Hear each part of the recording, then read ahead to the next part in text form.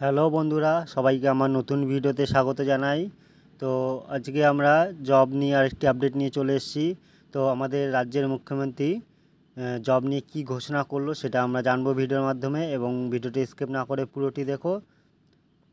তো রাজ্যব্যাপী শিক্ষক নিয়োগের ক্ষেত্রে এসএসসি দুর্নীতির জেরে কলকাতা হাইকোর্টে রায় 26,000 শিক্ষকের চাকরি বাতিল হয়েছে, সেটা তোমরা সবাই জানো।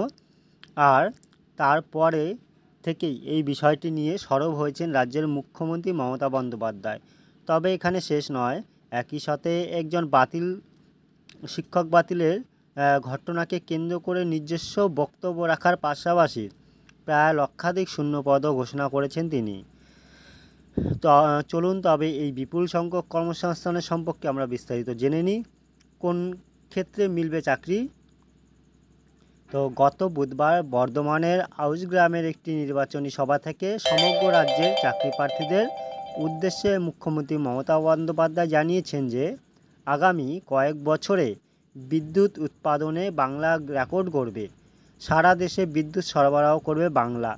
দেউচা পাচামি কয়লা প্রকল্পে 1 লক্ষ ছেলে মেয়ের চাকরি হবে বলেই আশ্বাস দিয়েছেন তিনি আরও জানিয়েছেন যে ডানকুনি থেকে পানাগড় থেকে রঘুনাথপুর, পানাগড় থেকে উত্তরবঙ্গ ইন্ডাস্ট্রিয়াল করিডর তৈরি হচ্ছে। তো এই প্রকল্প লোকাল ছেলে মেয়েদের নিয়োগ করা হবে।